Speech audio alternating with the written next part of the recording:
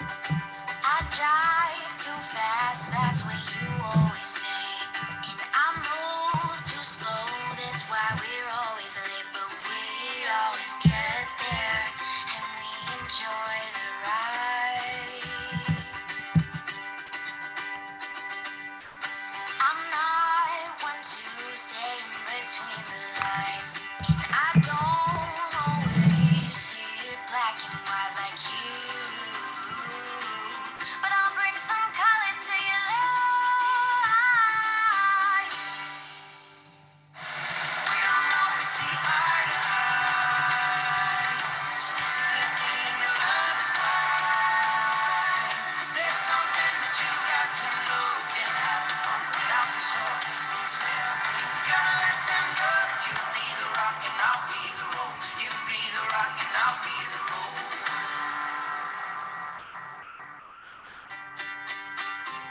I sing too loud, but you love every line.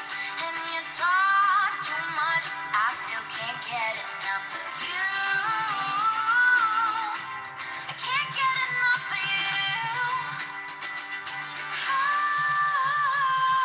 We don't always see eye to eye, so it's a good thing that love is blind. There's something that you got to know, can't have the fun without the soul. These little things, you gotta let them go. You be the rock and I'll be the roll. You be the rock and I'll be the roll. Hey, baby, there's something that you got to know. Hey, little darling, I ain't never gonna let you go. Hey, pretty lady, I ain't never gonna let you go. I ain't never gonna let you go. You be the rock and I'll be the roll. We don't always see eye to eye, so it's a good thing that love is blind. There's something that you got to know, can't have the fun without the soul. These little things, you gotta let them go. You be the rock and I'll be the roll. There's something that you got to know, can't have the fun without the soul. These little things, you gotta let them go. You be the rock and I'll be the roll. You be the rock and I'll be the roll.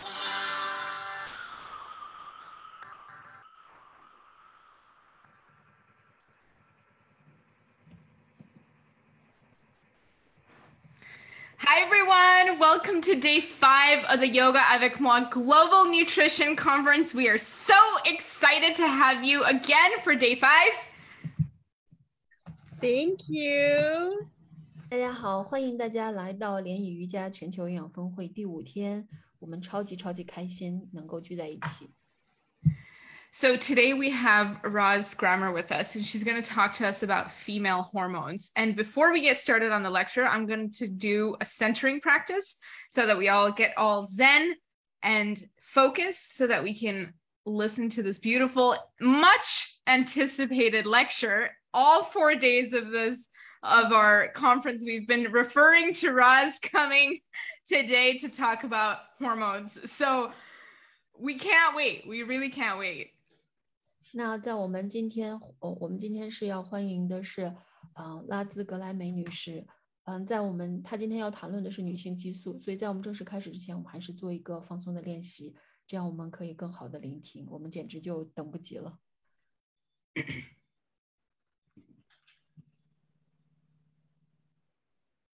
Maria, I actually can't hear you very well. You're very low on volume. Do you hear her well too? Is it like a whisper for you guys too? No, totally hear her fine. Check your volume. Okay, I tried. Okay, it's my end then. All right, cool. I'm on the loudest volume on my ear and I'm like, I can't hear her. Okay. So let's sit in a comfortable position. Feet flat on the ground, hands on your knees and back straight so that your sit bones, your heart, and your head are all in one line. 大家找一个舒服的姿势，请坐好，然后脚可以放在地上，手放在膝盖上，然后大家的头、脊椎还有尾巴骨可以是处在一个直线的状态。And begin to focus on your breath. And focus that breath specifically on your heart. in the center of your heart. 我 And 们 just 呢，现 breathing. 在把我们的呼吸聚焦于我们的聚焦一下，然后聚焦在我们心脏这个部位。 And just breathe in and out. 然后吸气，呼气。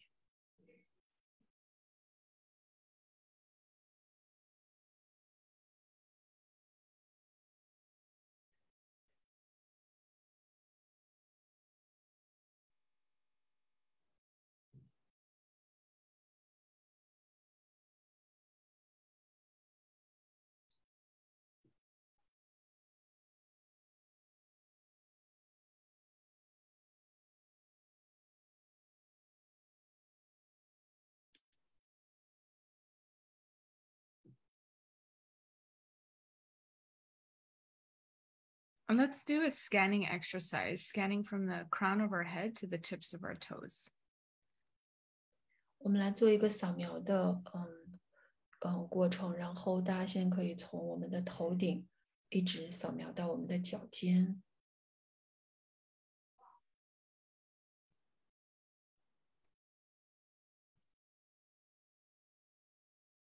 Scanning your forehead, eyebrows, ears.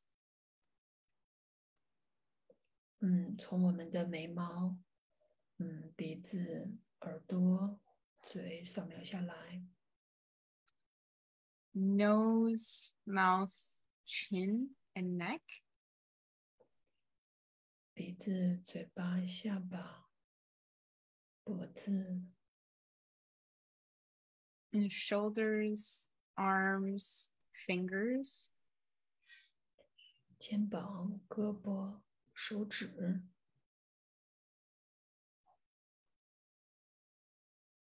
Chest, rib cage, solar plexus, and hips. 胸部、腰椎、腹部、臀部。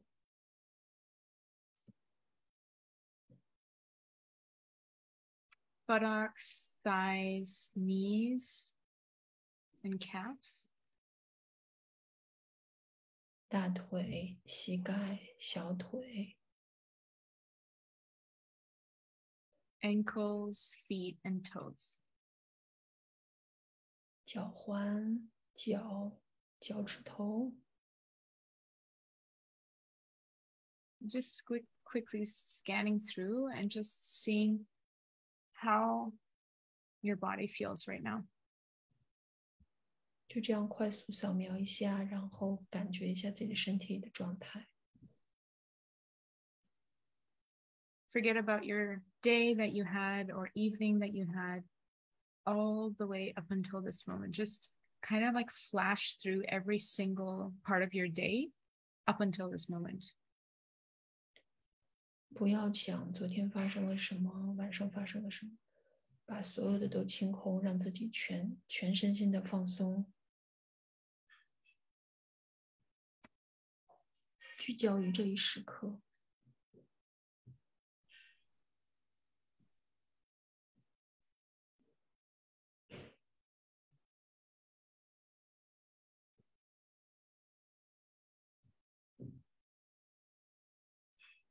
And then forget about the past and just really center yourself into this moment, into this present moment. 完全忘掉过去，只聚焦于当下。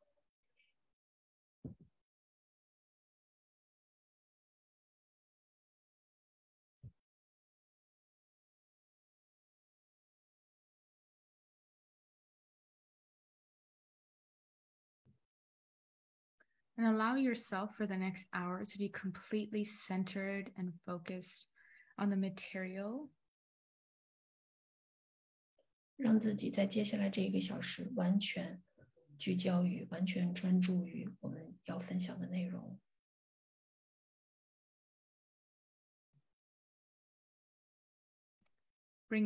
Keeping your eyes closed and bringing the palm of your hands in front of your chest and begin rubbing them very quickly and to generate some heat. 保持眼睛闭着的状态，然后快速摩擦手掌，直到产生热量。And then cup your eyes whenever you generated some heat. 然后把手掌覆盖到我们的眼睛上。 Whenever you're ready, blinking open your eyes in the palm of your hands. 觉得准备好了，就可以眨眨眼睛，慢慢睁开，手也可以慢慢展开一点。 And then open your fingertips a little bit more to allow some more light in. And then blink some more. 把手指尖打开，让光线慢慢照进来。 And whenever you're ready, just dropping your arms down. 然后你觉得什么时候可以了，就把胳膊放下来了。 Yay. All right. I'm going to hand the floor over to Roz. 好 So 的，我们 she's 现在 going 有 to 请 take 阿特拉。 she's going to take it away. Thank you so much. I'm excited to be here. Thank you all for having me tonight and welcome. 非常感谢大家今天邀请我跟大家一起来分享这个内容。 So like Nahal said, my name is Roz, and today we are going to talk a little bit about hormones and nutrition and what are just some things that you can do out of the comfort of your own home to help you to rebalance yourself. 我的名字是叫拉兹，今天我们会谈女性激素，然后希望大家可以分享到学习到一些可以自己在家里来做什么，让我们来保持平衡的状态。 All right. So just to start, we're going to quickly kind of go over the female cycle. And then we're going to just talk about some of the lifestyle factors and changes that affect our hormones throughout our time, as well as what are some of the natural food remedies that you can use. 我们先快速浏览一下今天我们要谈论的几个方面。我们会谈论到女性的周期，还会谈论到生命周期的因素和变化，以及天然食物疗法。 Maria, I'm sorry, I've never used a translator before, so I'm really trying hard. You're doing great. You're doing great. Thanks. All right. Okay. So hormones throughout our lifespan. With the picture that you see here, what you see is that we're just looking at estrogen and progesterone levels, which are the primary hormones in the female body, and looking at it from how it fluctuates from birth all the way throughout our life cycle until we get to the end of our life. 大家可以看到，我们其实上面是有雌激素和孕激素这两条线的。我们会从出生一直经历，比如说中间的这些不同的时期，一直到我们死亡。我们来看一下这个变化。And what I want you to take note of throughout this is that when you look at it, what you see is that during the fertility years, this kind of section right here in the middle, and right here in the middle, right there, this is where you see progesterone levels that are usually lower. They're at a higher point. 那大家可以看到，就是我们中间的这个阶段，其实是比较平稳的，但是我们的雌激素呢，其实总是低于我们的孕激素的。And because of this fluctuation, we oftentimes find that a lot of illnesses and ailments, they're not directly related to progesterone, but rather they're guided a lot by estrogen levels. 那从大量的研究以及例子中可以看到，就是很多的病症，就是疾病是跟雌激素有关的。And the reason I'm bringing this up is because later when we look at it, we're going to see how a lot of things affect estrogen. So that's why I'm kind of making note of that now. 我就是想把这个部分重点说一下的原因，就是一会儿我们会看到很多这方面的疾病，是为什么？比如说是因为雌激素引起的，大家需要提前注意一下。And even though both of these hormones are really important and critical, as you see the difference between kind of where the blue line falls, as well as where the purple line falls, you see that estrogen is kind of a guiding hormone for females all throughout our life cycle, which is part of the reasons why it's usually higher other than during our fertility years. 那我们可以看到，其实这两个是贯穿我们一生就这样子变化的。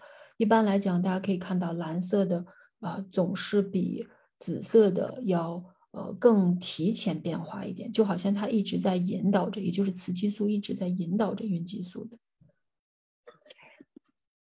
Go to the next slide really quick. So the next slide here, this looks at our cycle and our hormones in regards to like a 28-day. So think of this as your cycle from your day 1 of when you start your menses until the day right before you start your next cycle.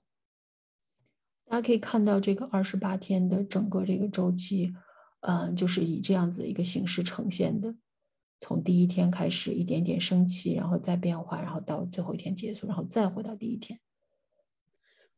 And assuming that someone has about a 28-day cycle, because some cycles are longer and some cycles are shorter, but in theory, we should be as close to 28 days as possible. 虽然有的人的周期是要长一点，有的人要短一点，但是其实总的来讲都是接近28天这样子状态。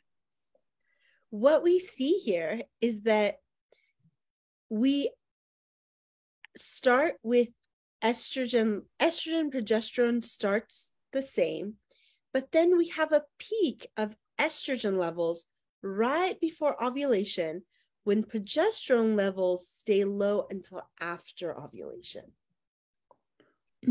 从这个图表中大家也可以看到，就是雌激素呢是先产生了一个变化的，然后就是促黄体激素有一点变化，然后紧接着才是孕激素随之而变。And this is where some studies have shown that this increase in estrogen may be due to some of those cravings that we start to have when we're on our cycle, and as we're kind of like coming off of our menstrual cycle. It could explain some of that because of that level of shift that's about to happen. Craving means going Crave down. like foods that we crave and we want. 就是很想要这些东西，馋。Okay. Or like more like carbohydrates. Sometimes people crave more breads, more rices and cereals, like chips, things like that. Things that we may eat some of, but not a lot, but all of a sudden we want more of those things. 这就是为什么，比如说在有的时候我们会突然很想，比如说吃什么东西或者是做什么事情，就是因为这个时候雌激素在迅速的升高。And then right after this cycle of once you've ovulated, that's when progesterone levels will shoot up and estrogen kind of like goes back down. 一旦就是过了这个排卵周期之后，我们会发现孕激素会升起来，然后再降下去，但是雌激素就一直保持一个比较低的状态。Now, if you happen to get pregnant, progesterone levels will stay on a higher end, and estrogen kind of like goes down a bit because progesterone then becomes the main hormone during pregnancy. But if not, both of them kind of go back down in order to get your body ready for your next bleed cycle. 那如果你是受孕了之后的话，孕激素就会一直保持在一个比较高的状态，但雌激素会下降。但是如果不是受孕的话，雌激素和孕激素呢都会慢慢下降到一个比较低的点，然后准备下一次这个周期的开始了。Wonderful. So that's like our background, right? 这是我们的背景知识。Then we'll go forward. So now we have lifestyle factors that affect. Now, some of these may affect us and some of them won't affect us. So one of the most common ones, the PMS, which is the premenstrual syndrome or symptoms, and some of the things that are associated with it, as you see documented. 接下来我们来看一下生命周期的元素和变化。在这里呢，可能最常见的是经前的症状。So some of these are things like mood swings, where maybe you feel happy and then 30 minutes later you feel sad. Okay, you go up and down. Things like feeling anxiety or nervous, even feeling a little sadness or depression, tiredness, weight gain or like swelling or feeling a little bloated, breast pain or tenderness. Oftentimes people will get cramps and it will be a different cramp. There's an ovulation cramp, but then there's like cramping because your body's about to start your cycle, as well as things such as like back aches or body pains. 那在经前症状的这一块，可能大家会经历的有，比如说情绪波动啊、焦虑啊、抑郁啊、疲劳呀、体重增加肿胀、乳房疼痛、抽筋甚至可能是背痛。Another factor is the length of your cycle. A short cycle may be something like 23 or 24 days, where a long cycle is something like 32, some people even go as far as like 36 days between their menses. 那其实这个中间可以有的时候是短周期，有的是长周期，因为有的人可能是23到24天要经历一次，而有的人长一点的话，可能要到32甚至36天经历这个周期，对，短和长周期。Early menopause is another one, which is a common thing that we're starting to see with women more in their 40s versus menopause that should kind of be between about 50 to 55 being the start of it. 还有呢，就是按说更年期其实应该是在50到55这样子的一个阶段，但是现在也有很多的就是40多大概就也会出现更年期的问题。And then the changes of menopause, which unfortunately all women, we will have to go through it at some point or another, such as hot flashes, which is where body temperatures can extremely go from normal to where it feels very, very heated and hot and sweaty. Things like osteoporosis or bone thinning and losing density, as well as things like hyperlipidemia, which would be elevations of cholesterol, elevations in triglycerides. 那在在整个更年期这个部分，可能我们所有的女性都不得不面对与经历的，比如说像潮热，就是我们的体温可能会从一个很正常的状态升到很高。那骨质疏松的这个部分呢，就是会引起，比如说我们的骨头没有以前的密度那么高。在高脂血症这里呢，可能有的人会经历高胆固醇等等现象。Very good. Okay. Then we'll keep going. Okay, so other lifestyle factors that are not maybe as common, okay, are things like endometriosis. 那其他的一些生命周期的变化可能不是很常见，但是也会出现，比如说子宫内膜异位症。And I'll kind of quickly go through the rest of the list because I don't want to ponder too much on this, but things like PCOS, which is polycystic ovarian syndrome, fibroids and cysts that build up, pregnancy, postpartum period right after pregnancy, as well as like lactation, migraines, a low libido or low sex drive, as well as anxiety and depression can also, especially for women, highly be related to what's happening with your hormones.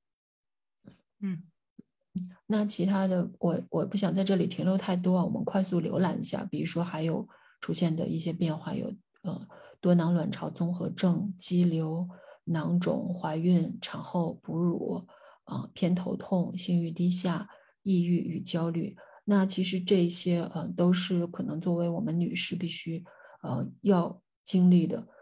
同时它又是跟我们的激素的变化产生关联的，就是因为激素变化才会产生这些问题。Wonderful. Maria, I'm so fascinated with your translation. I'm not You gonna are doing lie. great. You always wait for me. I'm Thanks. so impressed. I think you make it motivate me to learn Mandarin here. So I'm feeling the same. So why are we even talking about this? Why is any of this important, right?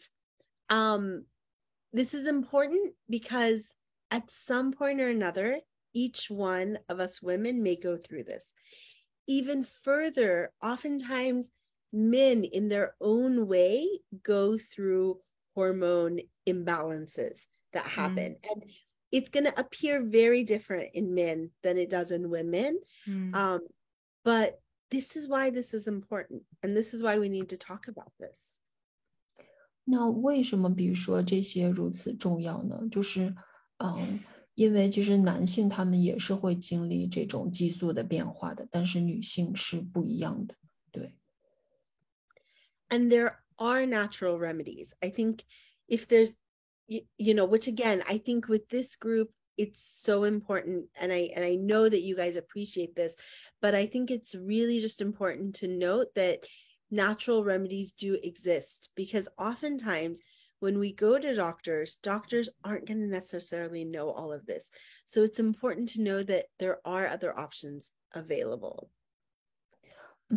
那其实这种天然疗法的确是非常重要的，它也的确是在我们这个治疗的这个方式上面，天然疗法是存在的。有的时候因为我们可能去看医生，医生可能并不是很了解这些天然的疗法。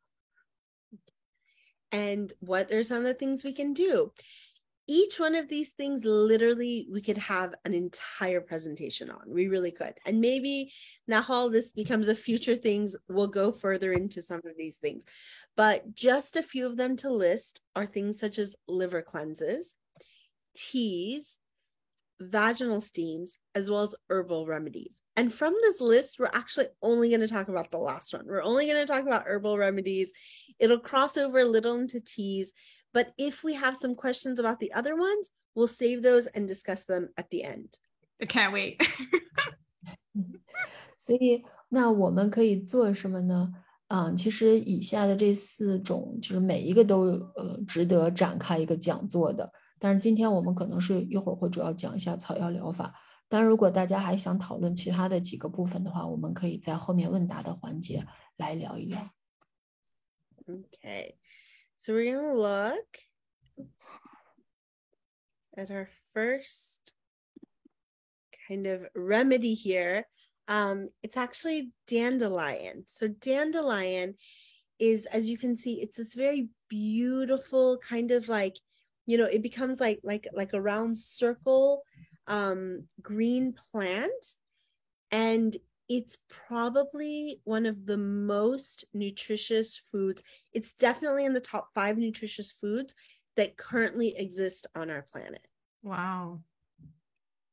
那大家可以看到这个图片上有这个蒲公英，蒲公英就是这样子圆圆的，就是非常非常美丽，然后绿色的叶子。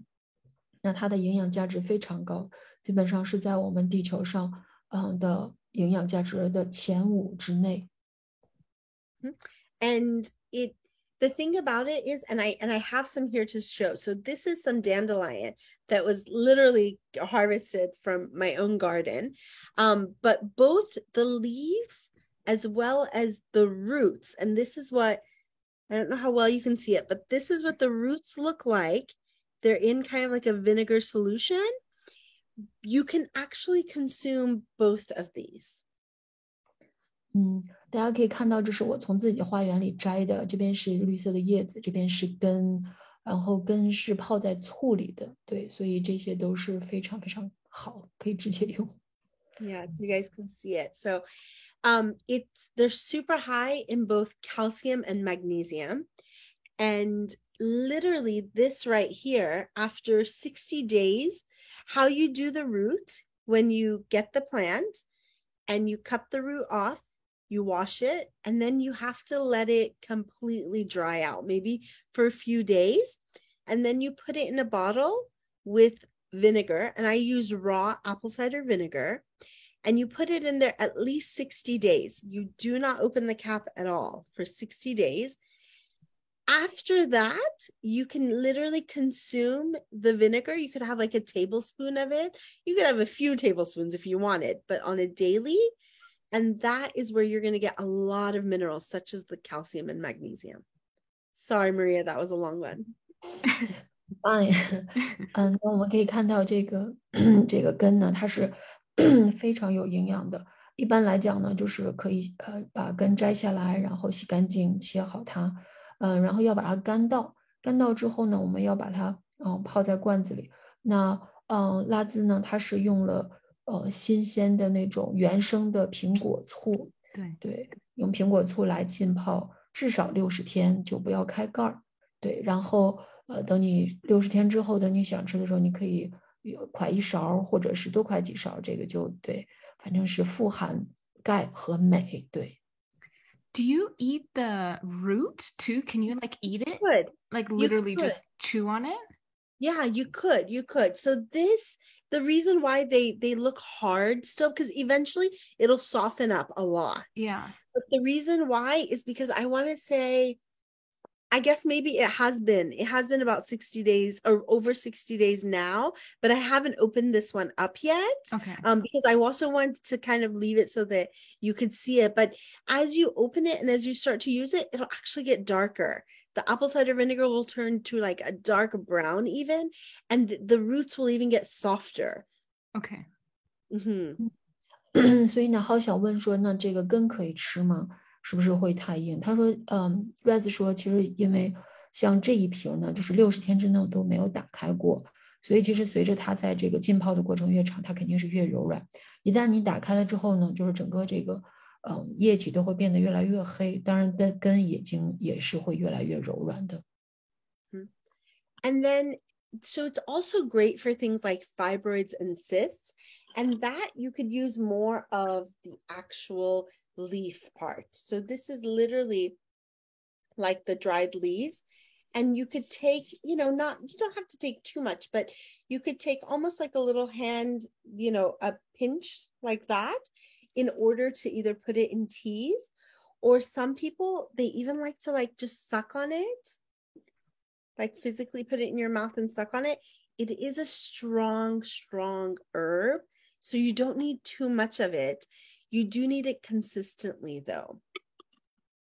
那大家可以看到这个干叶子，它是有的时候大家可以，有的时候大家是 smells nice. Sorry. 有的时候是可以放到茶里拌着一起喝，那或者是直接嚼。但是因为这个是比较强的这个，所以不需要吃太多，但是大家要坚持吃。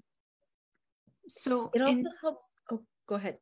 I was gonna say that in China, like they have a lot of like this leafy greens, and I usually use it in salads. But you were saying that it's but you said it was very strong. Like sometimes I could have the entire salad to just be this leaf. So you would not recommend that, right?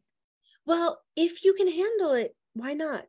Right? And then how often are you having it? Probably not too often. No. The thing is that when something is fresh versus dried, dried, the potency will go up. Okay, got right? it. Yeah. And this is actually true for majority of foods that we find, is that the dried version has higher content. And it may just have to do with the fact that when the water is not there anymore, so much of the other minerals and vitamins are present in it. And so that's why a small amount gives you a lot.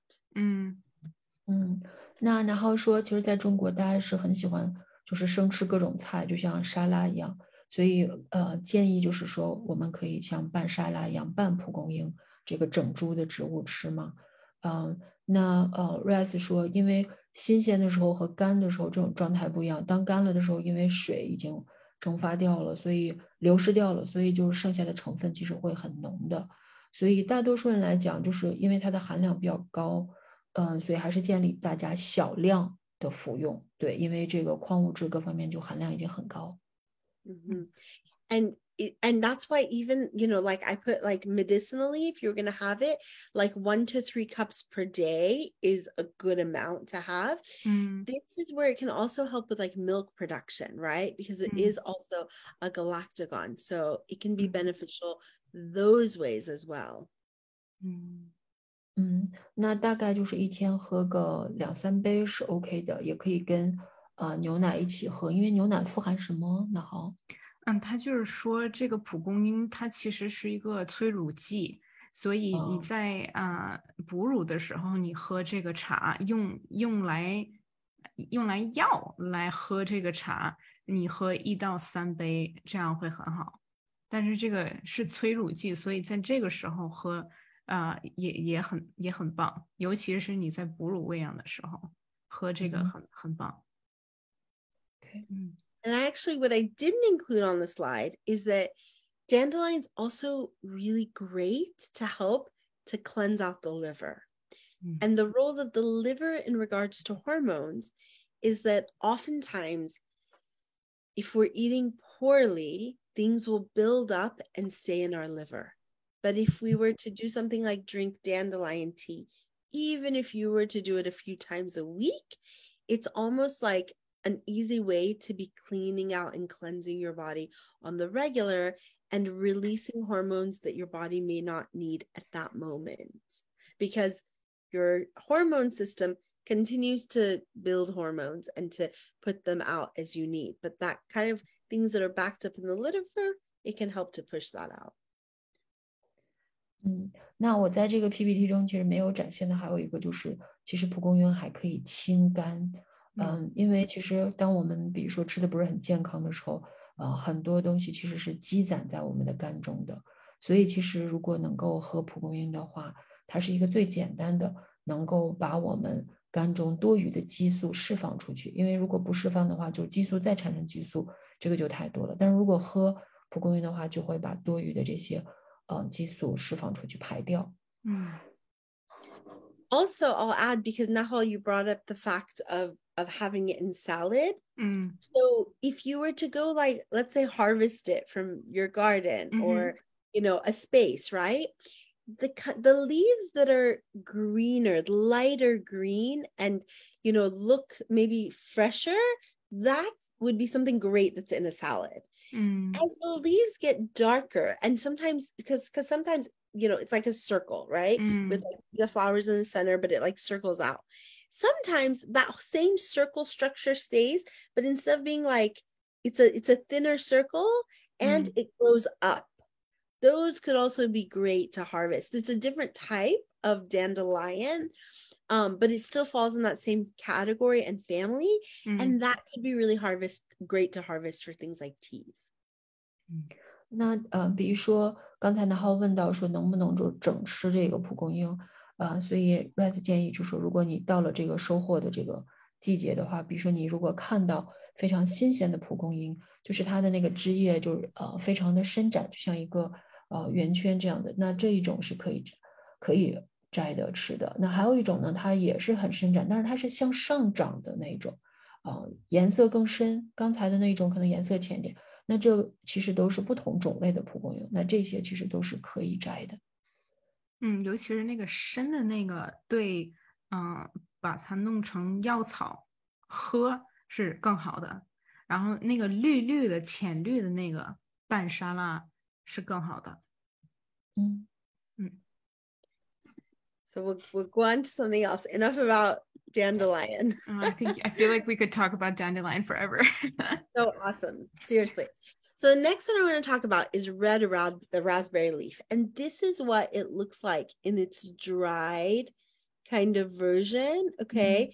So if we were to compare this, remember the dandelion? It looks very different. Yeah. Do you see? Yeah, they're very, very different. So red raspberry leaf, it literally is the leaves of the raspberry plant. Okay. 那我们接下来再来看一下红树莓叶。那这个是干了的红树莓叶，大家可以看到与刚才的蒲公英叶相比呢，它还是很不一样的。And part of how it helps to regulate our hormones goes back to the first factor, that it's both a uterine and a blood tonic. So what that means is that it helps to tighten, like within the uterus, and then within the blood, it'll pull things out of the blood and get them out of our system. So we don't need it as much. 那我们在第一项里面看到的这个子宫补血，其实就是红树莓叶，它其实是可以把子宫收紧，就是让子宫更紧致。同时呢，它又可以把血里面的一些不需要的废弃的东西排出去。And it's incredibly high in things such as vitamins A, B, C, E, the calcium, zinc, iron, magnesium, potassium, manganese, and all from just having it as a tea version. 那它富含了，大家可以看到有维生素 A、B、C、E、钙、锌、铁、镁、钾、锰。那所有这些营养其实就是来喝一杯红树莓叶的茶就可以。The only thing with red raspberry leaf is that it is not recommended during the first trimester of pregnancy. However, after the first trimester, the second and third, it is highly recommended because it can also help the growth and stability of the placenta. So it's incredible for pregnant women as well as the growing baby. 那唯一就是要提醒大家，就是不建议在怀孕第1个月饮用。但是呢，如果第2个月或者第3个月开始就又可以了，也非常推荐，因为它对于无论是孕妇还是胎儿，他们的成长以及那种稳定的状态都非常的有益。I was also going to say the flavor of raspberry leaf is a much milder flavor than something like dandelion root. And so it doesn't necessarily need a lot of a sweetener or something like that to be added to it in order to make it palatable. 那红树莓叶呢，它的味道也是非常非常温和的，所以不需要再加什么糖什么的来让我们觉得适应，就很好，已经很甜了。Also, I'm so sorry. I want to go back to dandelion one more time. Another important little factor about it. Herbs that are more bitter, such as dandelion, we don't add things like honey to it. You cannot sweeten it because that will affect how it works in the body. If the flavor is really too strong, you can add a little bit of salt to it, such as like a mountain salt, like a pink Himalayan salt or any type of mountain salts. You can add that to it to help the flavor be a little bit more palatable for things that are bitter, such as dandelion. 那我们再说一下这个蒲公英，所以其实像蒲公英这一类的草药呢，可能就是会有一点苦，但是请大家千万不要加蜂蜜在里面，因为这样会影响到身体对于它的那个营养素质的吸收。但是大家可以加一点盐，比如说像喜马拉雅高山盐或者任何一种高山盐是可以的，这样可以减缓那个味道，苦的味道。I need to ask a clarification for that. Sure. Because dandelion root is known, the powder of it is I've been told by a functional nutritionist that it's like a coffee substitute, and I was given it. And Yeah. I used to use it. I use honey in it. So does that mean that then it basically... No, the root is different than the leaf. Okay, you're talking about the leaf. Don't add honey to the leaf. If it's in a tea. If it's in a tea. Got it. Okay, Yeah. okay. Yeah. But in the coffee, in the root is okay. The root is different. Yeah. Okay. The root doesn't have the bitterness. And the root, like why you're having the root is maybe different than why you're having the leaf. Yeah. For hormonal stuff, you want the leaf versus Okay. the root more.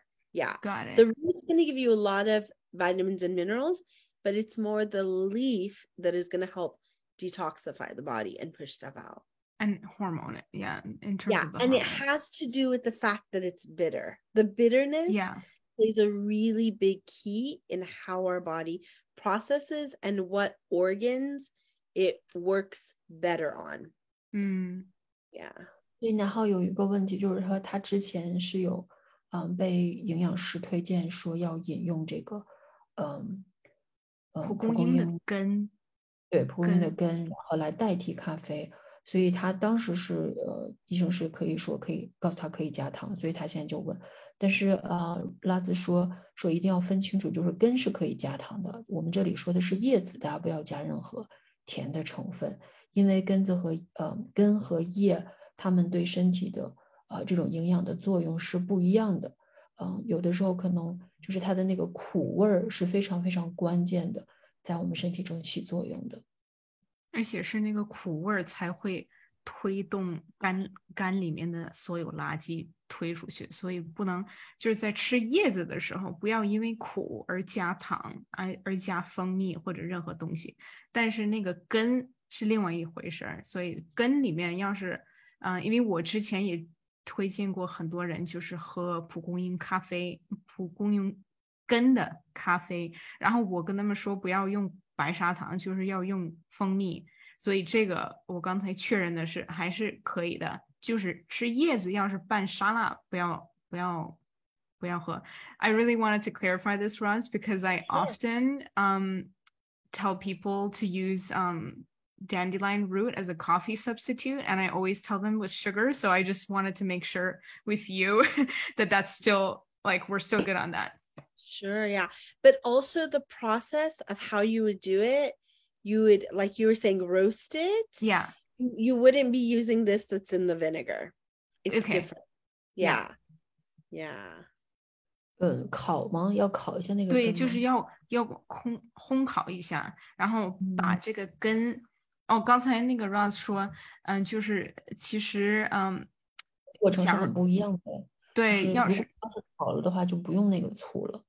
对，那就是不是因为放泡醋里面吃着是另外一回事儿，然后我指的是那个把它烘干之后，然后把它打磨成粉，然后这个粉泡在水里面，还有加一点牛奶啊，还有蜂蜜，这个其实是就跟咖啡的这个料香，对，特别相似，但是它对身体非常非常健康。All right. So the next one, it's I think this one's like one of the most beautiful plants. It's called partridge berry, and it's like a ground covering. Like that's how you would see it. Or if you were going to plant it in your own garden, it'd be a beautiful ground covering. And you can see it like the beautiful green leaves with the little red berries. I actually remember a lot of this from where I grew up as well. So, 那我们接下来要看的这个鹧鸪莓，大家可以看到它是那种就是覆盖在地上那种成长的植物，就很漂亮，很漂亮。所以也是我小的时候长大的地方，所以这个会带给我很多美好的回忆。大家可以看到这个叶子这样绿绿的，然后上面有这样子的莓果，很漂亮。And this one, it's I'm going to kind of jump down. It was previously called squavine. Okay. They don't call it that term anymore because it's a little derogatory towards women. But this is known, partridge berry. Think of it that if there was an herb or a plant that literally every bit of it was ideal for the women's body, this would be your plant. 这个其实鹧鸪莓呢，之前它是被叫做卵果藤的，但是这个就好像听起来就是对于女性来讲，这个就是好像有那种太药物感了，是吗？所以现在就是这个名字是不用了。接下来说的什么呢？我没写。刚才我在查那个 squavine 到底是什么意思，中文怎么说？在我后面都没听到。What did you say after squavine? Like it's a derogatory term? derogatory term like towards women, and part of it is because of all of the parts of the body that it can benefit. They are all the female parts of the body. So it helps literally your vagina. It can get rid of like the vaginitis. It helps with menstrual cramping. It helps people that have really heavy periods to kind of bring that back down to normal. It helps at the end of pregnancy with softening the cervix so that the baby easily comes out. So its use, I mean, again, like, illnesses such as like gonorrhea, kidney stones, people that have to urinate a lot. So its use in that particular part of the body is amazing. There's so many uses for it. 那就是折骨镁，就是对于女性的这些疾病或者是女性的身体就是帮助特别大的。比如说在生产之前如果吃的话，就是也会生产很便利，生产的时候就是孩子是很容易出生的。另外比如说有的人如果月经量很高的话，其实也会减轻。同时对于一些比如说就是关于就是肾以及就是经常起夜排便就是小便比较多的这种现象也是非常非常有帮助的。Okay, we'll go on to the next one here. So the next one is licorice root, and actually through this I learned that it's actually specifically the Chinese licorice plant. So when we refer to licorice root, it's specifically that plant. So I'm sure you can find it in China. We've definitely heard of it. We've definitely heard of it. Yes. 对，甘草根呢，我在种的时候就真的感觉到这个就是中国的甘草，就是你们大家一定能在中国找到的，就是有这个强烈的感觉。So this one is amazing to help balance progesterone levels. Who are people that may need that are people that have fibroids, endometriosis, breakthrough bleeding or spotting in between your bleed time and the rest of your cycle. People that maybe have some depression, migraines, just in general, migraines. And I will say migraines are so heavily hormone related. We just don't ever talk about them in regards to that, but they're very heavily hormone related, as well as low libido, low sex drive. Like these could be reasons why progesterone levels are not where they need to be, and licorice root can help. 那可以看到，比如说，甘草根对黄体酮的平衡是非常非常有帮助的。我们可以看到在子宫肌瘤、子宫内膜异位症、突破性出血、抑郁症、偏头痛、性欲低下方面都有很大的帮助。偏头痛是跟我们身体中激素的这个是高低是紧密相关的。And actually I have, like, this is one type, this brand of licorice root. It's a really wonderful one. So like it's one that I like a lot, but there's a lot of brands of it. It helps with the digestion issue. It can also act as a diuretic, right? It's also antiseptic. So specifically here in regards to candida infections as well as yeast infections, right? This is very, very beneficial. This is another one that you could, and actually majority of these you could take 1 to 3 cups a day. The 3 cups is really like a medicinal end. But 1 cup a day, like if you just kind of want to be on the regular, or having these different teas and playing around with them and your cycle, like 1 cup a day is great. Sorry, I'll let you translate that. 对，那这个是我非常非常喜欢的一种，大家可以看到这个就是甘草根，然后有很多牌子，这个其实是不止这一种的。如果大家一天喝上个1到3杯也是没问题的，但是3杯是最多了。但如果一天喝上1杯的话，其实是挺好的，对身体各方面都挺有帮助。The key with licorice root, though, is that who should avoid it are people that are either taking medications for blood pressure or have heart disease. And the reason why is because it acts like a diuretic. If you are taking that on top of other medications that are diuretics, you're really going to dehydrate your body. And that's not what you need at all. 那其实这里面有一个需要特别说的，就是什么样子的人群应该避免喝甘草根呢？就是现在比如说在治疗高血压和心脏病的人，因为如果你喝甘草根和其他的药物一起喝的话，这个就会盖掉其他的药效，而且会让身体脱水，是吗？对 ，diuretic 就是脱水的意思，就是双倍的脱水，因为这些 high blood pressure 还有就是高血压还有心脏病的药物，它也都是会脱水，所以再加上这个甘草根的话，就是双倍的会所以不建议一起服用。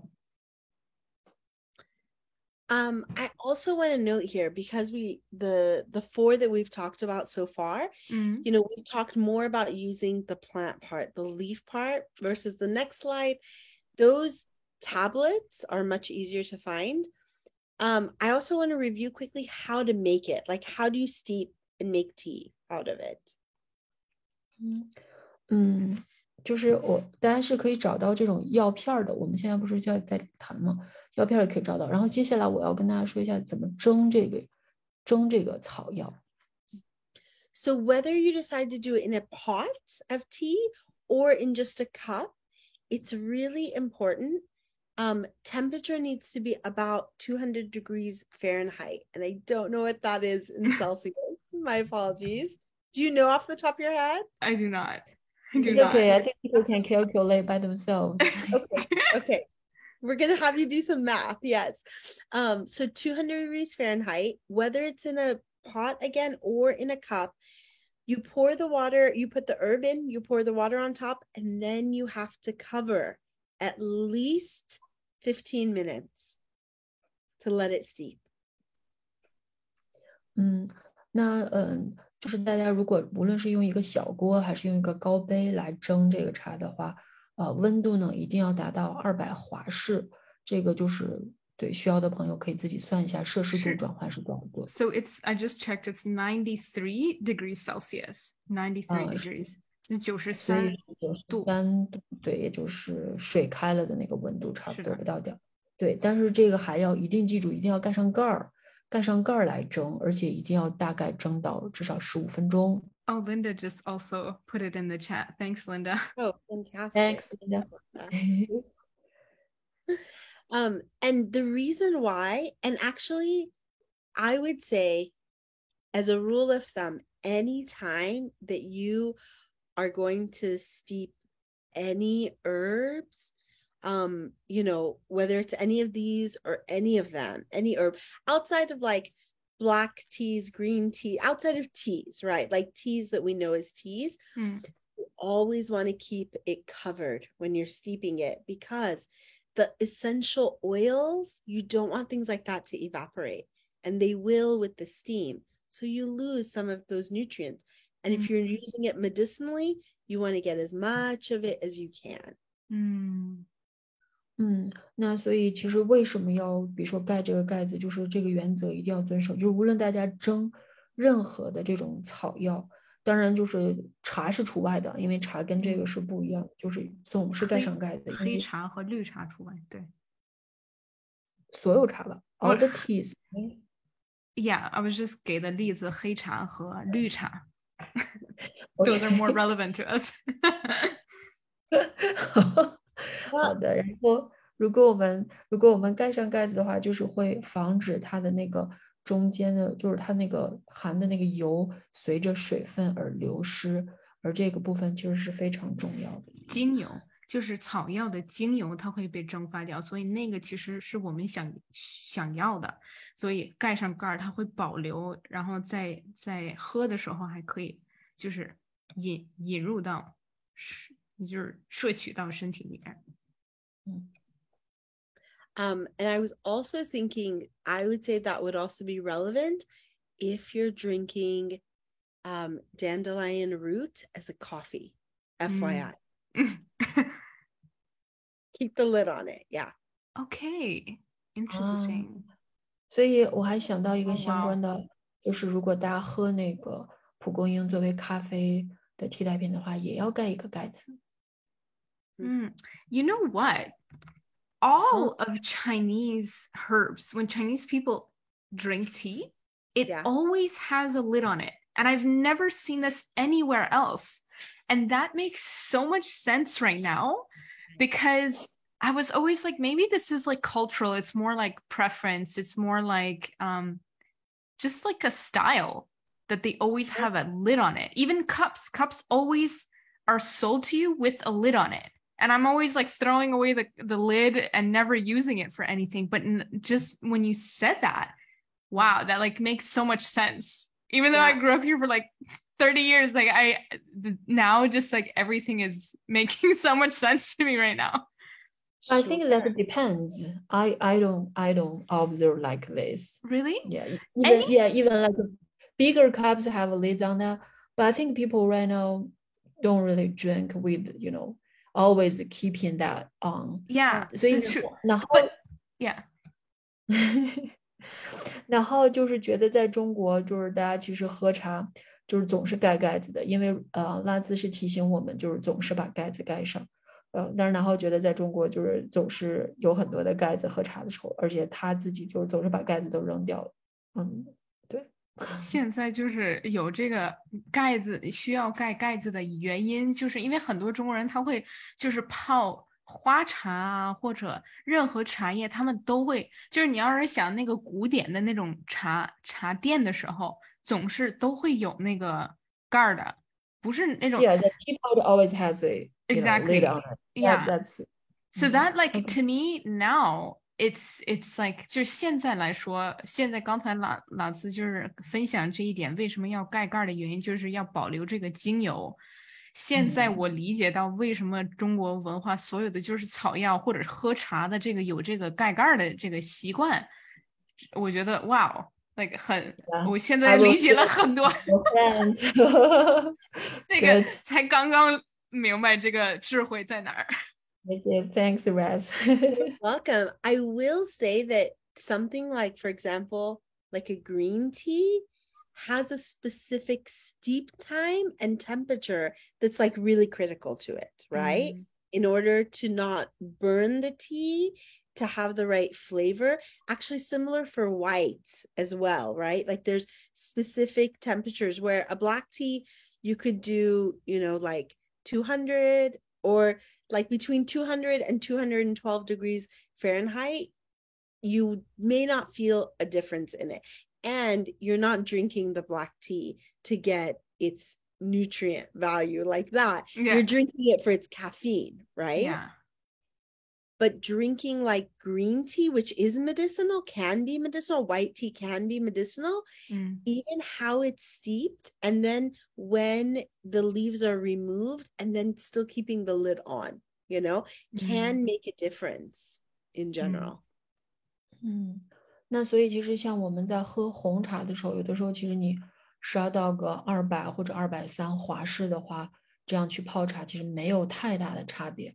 可是当我们去喝这种草药茶的时候，这个差别就会很大。比如说叶子什么时候舒展啊，所以对这个还是差别很大。或者就是在什么温度下，这个水就是要泡沏这个茶，这个很重要啊。一般来说，就是沏草药的茶需要不能是那么高的，需要低一点。So， 在一个正确的温度下，这个草药才可以释放出它的这个药本出来。Yeah. The things we learn, right? Yeah. Like, oh my gosh. Okay, let's see. Okay. So these are going to be the last two, and I grouped these two together. Oftentimes people know about one of these, but not the other. But the two can also kind of be taken together, even though they're two completely different plants. 那这个蓝生麻和黑生麻，其实我是经常把它们种在一起有的是健胃或者健胃饮酒，当然其实这样总是可以提供并且一起喝。So it's the first one is black cohosh, and then the second one is blue cohosh. With black cohosh, and I also want to say this, sorry.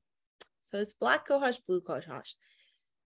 These are two that oftentimes we talk a lot about for women that are going through menopause or starting that process of menopause, because these are both phytoestrogens versus the licorice root that we talked about that help progesterone levels. These are going to help estrogen levels, which is something that decreases once menopause starts.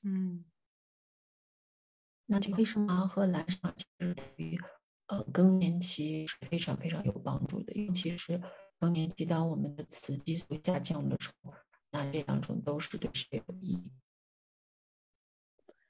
All right, so with the black cohosh, it's an antispasmodic. We talked about it being a phytoestrogen, but specifically it can help with things like cramps, general menstruation issues, and things such as hot flashes. Those are some of the keys to black cohosh. 那黑生麻就是它抽筋还有月经带来的问题以及潮热方面都会非常有益处的。While blue cohosh is going to be more of that uterine tonic, so it's going to help to tighten up the uterus. It acts as a phytoestrogen, but specifically with causing more menstrual discharge to come out, which is also why it can be beneficial for things like endometriosis or PCOS, the polycystic ovarian syndrome. However, it also can induce miscarriages. So it's something that, one, you should not be taking while you're pregnant at all, ever, neither one of these. But two, that's why we also talk about these two more during pre and menopause state of life. 那我们可以看到蓝生麻它是对子宫有益的，所以它是一种子宫补药它还可以促进我们月经的出这就是因为它对雌激素的这种影响，所以它会对子宫内膜异位症还有多囊巢综合症有帮助。但是这个是要在我们的更年期的时候服用，或者是在我们就是不准备备孕的这个期间，因为它会导致这个流产。And usually you're going to find these more in a pill form, so more of like capsule forms, or sometimes you find them as like tinctures or liquid, kind of like a liquid concoction that you can take, only because their potency is really, really high. So this isn't necessarily an herb I would say go harvest it and do all that work yourself, because you want to better regulate it. Where like dandelion, go harvest it. You'll be fine. You'll be absolutely fine. But this is something that you really need to work more with somebody. 刚才 Roz 分享的是就是这个黑生麻还有蓝生麻，它有两个它一般是用这个怎么说是胶囊做的这个黑生麻和蓝生麻，因为它的这个浓度就是很重要，不能就是太强，所以你需要一个药店啊，或者让他们来就是管理说这个药片里面有多少这个胶囊，但是不像蒲公英，就是你可以在外面你随便乱摘没问题，但是这两个就是你需要大部分的时候就是用胶囊的时候让人家来去衡量它这个胶囊里面有多少个这两个草药。Yeah. I love how you say yep, like I know what's happening, what you just said. Sorry about that. So that's kind of the wrap up there. So the 6 herbs that are some of the most potent ones in general for our hormones. Yeah, and then I think we could leave it up for, I know there's some questions. Yeah. 好 Definitely. 的，我们刚才就谈论了大概是6种草药，这个很重要。当然，现在估计肯定有问题要问啦，所以我们就到问题环节了。 Okay, so I wanted to ask, you talked about mountain salts as if there were other things than Himalaya. And I was like, what other salts are there? Because I know Yeah. sea salts. Like, Yeah, there's sea salt, but so not all mountain salts come from the Himalayas, right? Because a Himalayan salt is going to be more of like a pinkish shade, but there are mountain salts that are also white, like they're or they're not even white, they're kind of like gray, their shades are gray, so they would also be perfectly fine. Oftentimes people do better with a mountain salt than they do with sea salts. The body just, it works a little different in our bodies if it comes from the mountains and from, I mean, it's a rock, right? If you, I mean, I wish I have salt candles everywhere, but I just don't have one in reach so I could like show you, but you know, it's a rock, it's literally a slab of rock, you know, but the reaction that it has in our body versus it coming from the sea versus coming from the mountains are a little different. Maybe I should stop there. Sorry. 对，然后想问一下说，刚才提到的这个山岩，对吧？来自高山岩。对。那到底就是说海盐行不行呢？所以拉兹说，人其实对于海盐的这种反应不如高山岩好，当然也不一定非得是喜马拉雅山岩，因为喜马拉雅山岩是有一点粉色的这种，也有可以是别的山岩，可能是发一点白或者是发灰的这一种，但是总的来讲，就是山岩是人类是更吸收的更好的，就是对它那个反应也是更好的，而且盐其实就是特别像石头块，特别像岩石，它那种感觉。刚才 Roz 也分享，他家周围都有这个盐的蜡烛，这我也想问一下。So you just mentioned that there's salt candles around your house, like candles. Yes. Can you actually go get one? I've never seen one before. Okay, she has one. Actually, let me. I've seen salt lamps. I have a salt lamp, but a salt candle.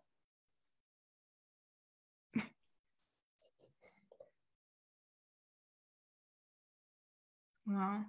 Here's pictures of the rocks. Yeah. They look like before. Yeah. 哦 Amazing. 这个就是对，这也是盐，就看起来像石头。所以现在也拉兹正在让他的家人把他的岩石蜡烛拿过来看一下。对，这个我没见过。之前我经常会跟那个我的客户讲说要买那个蜡烛的灯。Oh wow. Sorry, my assistant helped me here. Yeah. Thanks. This, so it's similar to a salt lamp, but Uh-huh. it's like a candle. So you can actually put like a little tea light in there, right? Yeah. Oh, but wow. this is literally, so this is, you know, when you think about it, like this is stone. This comes from the mountains, right? Yeah. Like this is a chunk cut out of salt mountains that then we use. So what does this not have in it? It doesn't have iodine in it, right? And so it's not an iodinized salt. There's a lot of links behind how our body is now dealing with that. So but again, sea salt is going to have different minerals than mountain salts are, you know? So like for me, if I eat any food out, because it's usually like white iodinized salt that's used, my body is very different the next day versus if I use this in my cooking, or if I like use a slab of this and put, you know, a piece of like raw meats, like a steak onto it, and then I put other herbs on it before I cook it, right? The salt that is absorbed from that salt board onto my meat, and then I consume and I make, you know, I put into me, my body reacts really differently to it. Mm-hmm. 那大家可以看到，就是这个就这个其实就是特别像一块石头一样。那他刚才还提到，比如说在他们家，比如说他要是出去吃东西的时候，其实很多时候呢，海盐是含碘的，所以我们身体其实对于这个碘，的吸收也有很多很多不同的反应。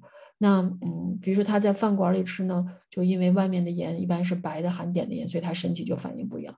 在家里呢，他会比较多用这种盐，有的时候他做牛排，他会放一个这种盐的那个板子在下面，然后把牛排直接铺上去，上面再撒别的调料，所以那个肉就会从这个盐板吸收那个盐分，然后这样子吃进去的时候，他就觉得他的身体的反应也很不一样。So I've also never seen a salt board.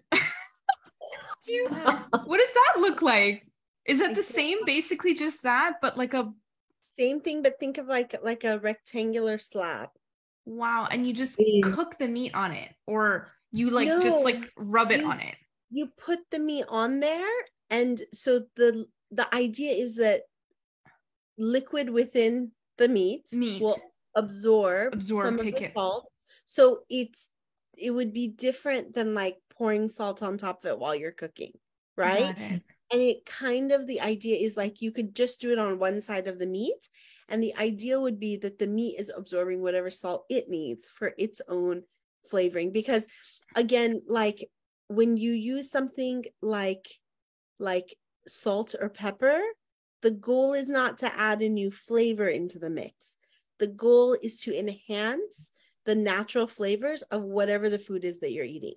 Versus when you add an herb like tarragon or mint or rosemary or parsley, you're adding a new flavor into the mix. That's how herbs and spices are different in cooking, right? So it's allowing the meat to absorb what it needs to maximize its flavors, for lack of a better way of thinking about it. 所以然后就是对，又很好奇这个盐板是一个什么，所以拉子就是说，没见过。你就想象一下，同样的这个材质，然后是一个长方形，所以呢，这个就跟往肉上放盐是很不一样的，因为当这个肉跟这个盐板贴着的时候呢，就是其实它是会自然的自己用那个肉汁儿，就是肉本身的那个肉里面的那个液体，它该吸多少盐就会吸多少盐，是它自己就能决定。比如说，它为了它自己的这个味道达到更佳，它会很自然的吸收到它应该吸收到的盐。这个往进加调料，加其他的味道、草药那些都是迥然不同的。而且刚才他分享的一个东西我都不知道这一点，就是你加盐和黑胡椒其实是为了增加那个原本肉的这个味道，但是你加其他的就是比较就是草啊或者调料，它那个是你在介绍一个新的口味到这个菜里面，所以它这个就是为什么你用盐和黑胡椒跟这些草药的不同。盐和黑胡椒你想让原本的那个味道就是把它增加一下，但是用草药啊这些你是在介绍一个新的味道进来，增加了一个菜的味道。对，但是如果用盐的那个部分是让这个肉本身的味道达到它能够达到那个最佳的味道。 Yes， 对，这样说的更好。Excellent. Linda, please go ahead. All right. Well, just I want to clarify this, and then I'm going to ask my question. Go for it. But when you're putting the meat on the salt board, how does the salt board not become contaminated? How do you clean it without it dissolving? Sure. I'm guessing you have dissolve. to, It will dissolve over time. That's the first one. The second thing is that you have to wash it. in my opinion, you rinse it off. You can do a rinse. You do not use soap because salt itself is disinfectant, right? So you're okay as far as that goes. But what I would recommend is I would have different salt boards for things like meat and vegetables. Well, I wouldn't even use it for vegetables. I was going to say meat versus chicken versus fish, right? You just have different salt boards, one for each. Yeah. Awesome. Okay. Now I want to see all your balls. Yeah. Me too. Me too. Linda 其实提的这个问题特别棒，就是因为我们可以想象，比如说如果这个肉总是在这个岩板上吸的话，那这岩板不就被污染了吗？那该怎么办呢？那所以拉兹就回答说，首先呢，就是它溶解掉的那个部分其实已经被吸收走了，当然你是可以再冲一下的。另外一个呢，其实你还是可以准备，因为你是不需要用这个岩板腌菜的，它其实就是腌肉。腌肉的过程中，就是给肉调味儿，不是腌肉啊。所以你可以其实准备不同的岩板，比如说鸡肉岩板，或者是红肉岩板，或者是鱼肉岩板。那这样子其实就彼此，而且盐本身是就是自己本身是可以消毒的嘛，所以就是防感染的，所以这个就不用担心。这个就不用用肥皂来去洗它。然后另外他也说这个板因为这个盐它会随着时间的变化它会变少，因为你这个板就是会走嘛，所以它就是每次你做它就是会一点一点的变小，它会没了。就是要买新的。You have to buy a new one, right? Like basically over time. Time, yeah, because it goes down, it goes away. It's because it's not forever, you know.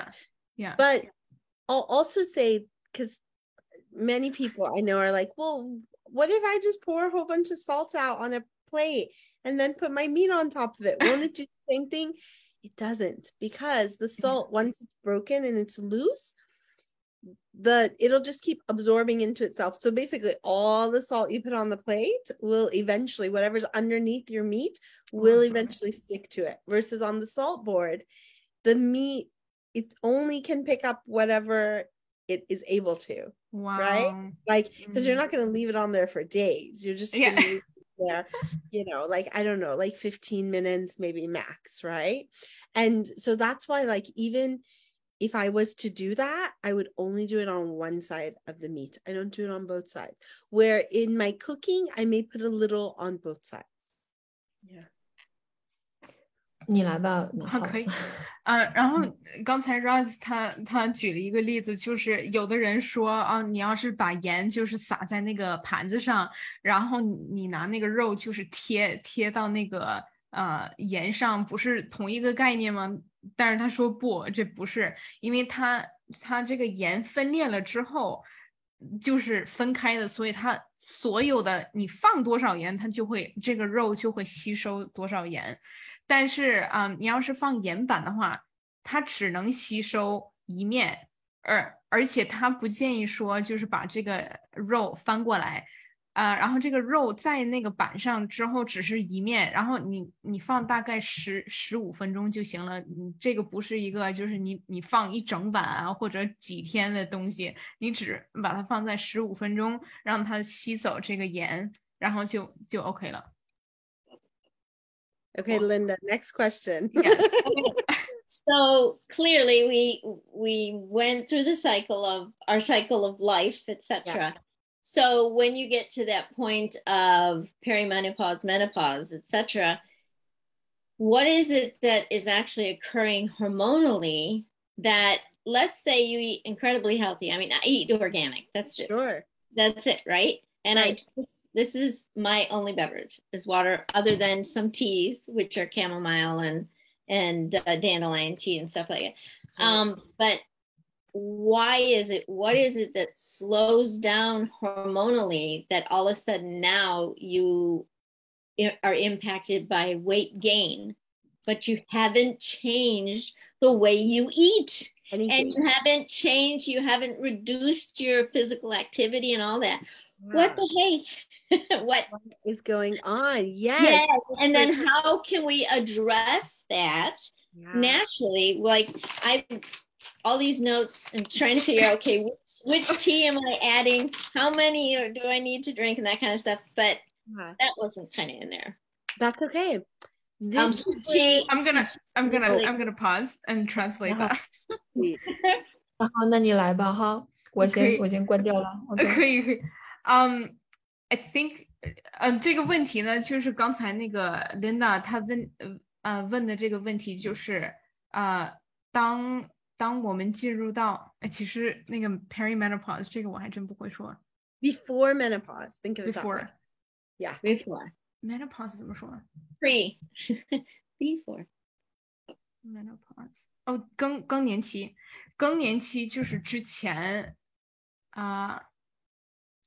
I don't know if I understood the question, to be honest. Okay, so it's when you're in that perimenopause, mostly it actually starts occurring when menopause hits, or Yeah. it's in the beginning stages of menopause.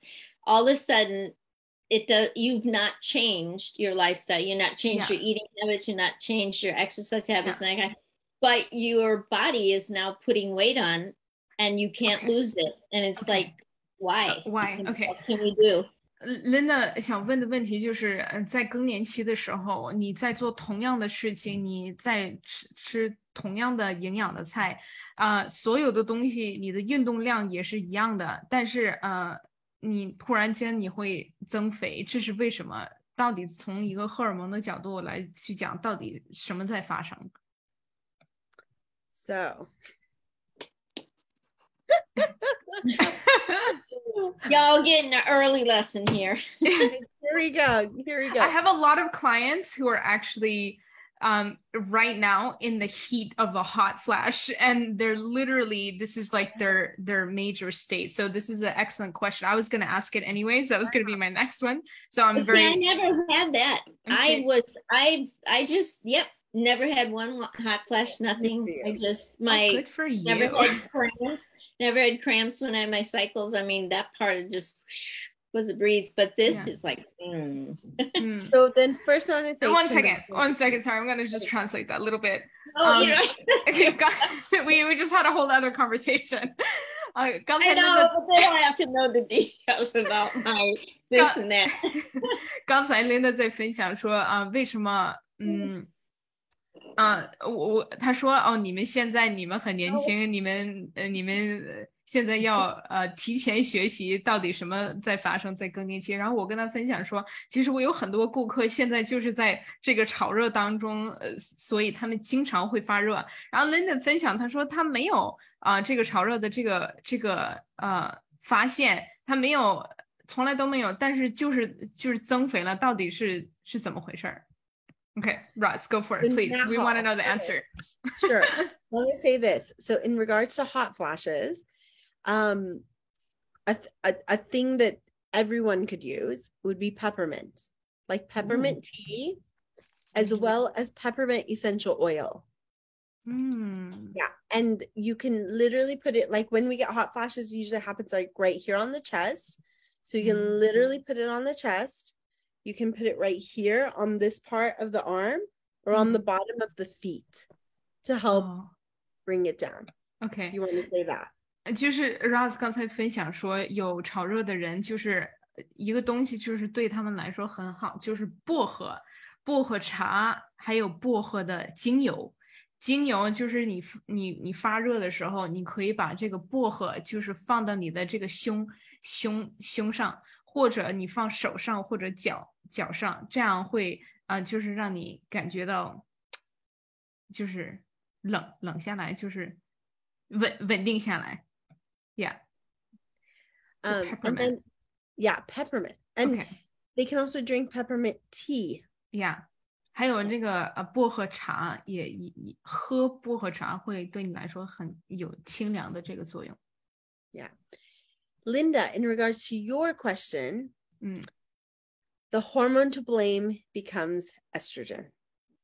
对，就是跟 Linda 的这个情况来说，什么会导致她的这个问题，就是雌激素。Is that estrogen? Yeah. 雌激素. Okay. So when menopause happens, we get a major drop in our primary estrogen. So what that means is that we actually have estrogen. There's different types of estrogen within the body. And some are higher or lower at various parts. Because as you even saw with that scale, or with a graph, progesterone levels stay high during pregnancy, but estrogen levels are lower. But a whole different estrogen kicks in during pregnancy because of a lot of this that you were just mentioning. I know you just mentioned a few aspects, but we also know that estrogen is also cardioprotective. So that's another thing that helps for cholesterol levels to stay lower. But once we become postmenopause, our risks of heart attacks and strokes are just the same as men's are, because estrogen plays cardioprotective factors. That's huge for Linda, I know. Anyways, we先翻译一下啊。 that and then I'll keep going. Yeah, I think I was so focused. I don't know if I'll remember. That's okay. it. So Estrogen, estrogen levels decrease dramatically during menopause. OK， 在更年期的时候，这个雌激素会下降很多。然后他说这个雌激素在更年期的时候是另外一种其实身体里面有很多不同的这个雌激素，然后在更年期的时候，你的主要的雌激素会下降。但是他说刚才我们看的那个图就是你怀孕的时候孕激素比雌激素要高，对吧？但是那里面的那个雌激素还不是主要的雌激素，而是另外一种雌激素，它会保持这个东西。然后 and what was the thing that really makes menopause, like which type of estrogen was it that makes menopause? Is not the primary one, right? It's the so there's a huge drop in the primary form of estrogen that we have. Maybe say it that way. OK， 就是在更年期的时候，这个雌激素的这个下降会非常就是很低。Try to make it simple. No, but then you said something really important about the heart. 刚才还有一点就是老师分享，就是这个 levels drop and it's a protectant for the heart health. 对，就是刚才那个雌激素。Higher estrogen protects the heart. When it drops, there's more risk of heart attacks and problems. Got it. OK， 刚才就是拉子分享的时候，就是雌激素它其实是一个保护心脏的一个成分。然后当它在更年期下降的时候，女性跟男性其实会相同的有这个心脏病爆发的这个几率都会上升。所以其实你有雌激素，它是保护你发生就是心脏病的。And also you said something about women become the same risk as men for heart attack. I said that. What was the other thing? I had no idea. What was the other thing that you were thinking? Something about you said estrogen and cholesterol. What was that relationship? Yes. So because estrogen is cardioprotective, once we become postmenopausal, cholesterol levels also start to go up. OK. So 刚才Ross 分享的是，就是因为雌激素它其实是保护心脏的一个东西，它下降的时候，同时你会看到那个胆固醇怎么说？油脂，胆固醇是 cholesterol， is that？胆固醇它会上升，所以就是你发心脏病的几率就是会增高。OK. Yeah. Awesome. So all of that can also lead to things like weight gain. 所有就是这个雌激素下降的时候，还有胆固醇生长的时候，它都会导致这个增肥。就是更年期增肥的这个现象。So dietarily, or I don't want to take pills, or and I have, like, even when you said this now, it makes sense because my mom's cholesterol and she's like, what can I do? So I gave her some foods that would be good to eat. But Sure. how can we then make a change without having pharmaceuticals? Because I don't do them. For what part of it? For The both in cholesterol? terms of, I don't think, yeah, my heart health and cholesterol and that kind of stuff isn't compromised. I have a pretty good cholesterol level, and that's So the probably weight how I eat, but the weight gain for sure. Okay. 嗯，那好。刚才那个 Linda 分享的是，就是有她不想吃药物，她就是想通过饮食来去调理这个事情，所以怎么可以用饮食来去调理这个胆固醇？另外她也说，她想到了她妈妈这个情况，就是她发生就是更年期的时候，她的那个胆固醇上升了很多，所以她没有控制好这一点。So yeah, go ahead. Okay. I love that I nod my head like I know what you're saying, by the way. Christy did that too, and she's like, yes. I have it, right? So one part of it is it's just going to happen. It's kind of inevitable. That's one aspect of it. 从一部分来说，就是这个是不可避免的，就是没办法，这个就会发生。Same with the cholesterol in the heart, because I thought Nahal's got other clients. They're going to want to know what to do for the cholesterol and heart stuff. Sure. And we'll talk about that in a minute. The next part of it is portions. Portions become really key here. And this is where you may need to decrease portions of maybe all the foods or specific foods. And then where exercise becomes a key. 就是从饮食来讲，你吃多少是很重要的，所以你要是吃了很多，就是你要把你的量就是调整一下。但是现在要讲，不仅是从饮食方面，但是另外是从这个运动方面也可以，就是做起。Okay, so when you say Can I say one more thing though? Sorry. Yeah, absolutely. Exercise's goal in that sense, though, should not be to focus on weight loss. And I'll tell you why. Exercise's goal should be on body functionality and maintain and being able to maintain and improve the functions of your body. When that is done and that becomes the goal, you are going to start to lose weight in certain areas as you need it. But it's hard. And the irony of this is that we see it big in menopause and postmenopause, but this is actually something that started back in your 20s. So it's lifelong. You just really feel the shift, you know? Or when people say like, I turned 30 and everything started breaking, you know, or I turned 50 and all this other stuff started to come, right? We joke about it maybe, but it actually does. It's real. It actually does happen even in the most healthiest of people. So that's why I'm saying the goal of exercise then, if you start to go into functionality and really being able to have your body primed to be able to do all functions at its highest ability, you're going to see results with it too.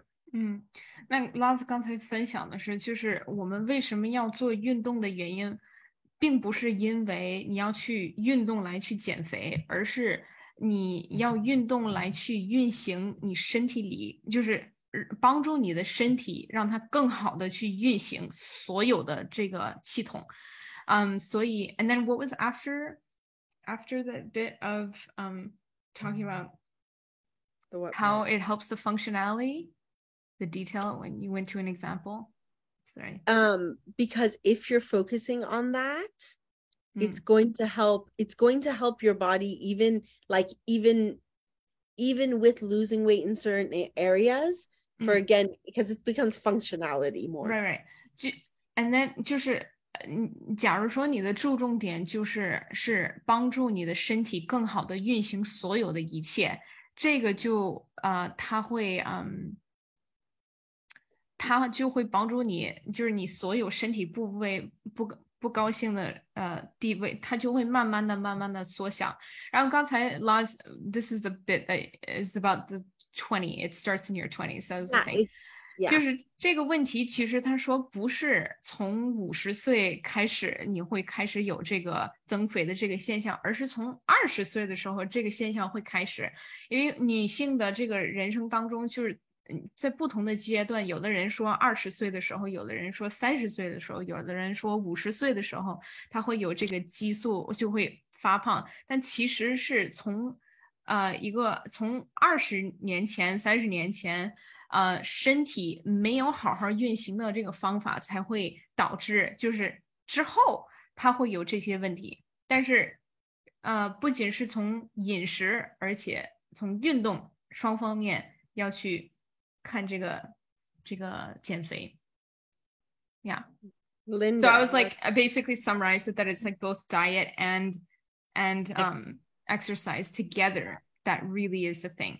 And that's actually something one of my students, her mother, she had lost a lot of weight recently, and I asked her what she did. She's like, oh, I got a coach, like a personal coach trainer, and like a personal trainer, and they told me what to eat, not only what to eat, but also what to how to exercise, and both of those things together really helped me. And she was like in her 50s, but she was losing weight from her when she was pregnant. So it was like, she's like, oh my God, I wish I started this like earlier, because I would have lost the weight like a lot sooner. 然后我跟 Laz 分享的是，我有一个学生，就是他妈妈在发生这个更年期的时候，他长胖了，然后有一天我看到他瘦了下来，然后我问他到底是怎么瘦下来的，他说我请了一个就是私教，他就是帮助我从饮食方面啊，还有从运动方面双方面，就是在帮助我就是去减肥。然后他50岁的时候，他减的肥是他生宝宝的时候，然后他孩子已经是12岁了，所以12年前16、17岁，所以大概20年前之前就是增的肥。然后他说我现在就是把20年前的这个肥胖才减掉，我希望是我可以就是刚生完孩子的时候就是减掉这个会是更好的。But yeah, that's great. Amazing what you do. Yeah, I'm just mesmerized by between you and Maria. It's like, whoa, because you also know Farsi too, right? Yeah. Arabic. Yes. Yeah. All right. All I was, because I know you have to answer the other question, and it's getting late for you. Portion sizes. I'm guessing what you're leaning towards is smaller portions, but is it possible I'm eating too less? Because my meal is 2 eggs and some vegetables. Okay. Or it's, I do a 16 ounces of celery juice in the morning that I fresh make. And then usually I'll have something after that, like I'll have buckwheat, organic buckwheat with a slice of turkey on it. So I'll have 2 of those, and that's my meal, just that. All day? No. That's like the breakfast. I have the celery, and then a half an hour to an hour later, I have that. And then I'll have some fruit and some pecan butter that I make, organic and stuff. I don't know if you're familiar with it, but there's gluten-free Birch Benders waffles. Yes. So that's my sandwich of homemade organic pecan butter, and then just fruit spread, and a banana, for instance. That would be my meal.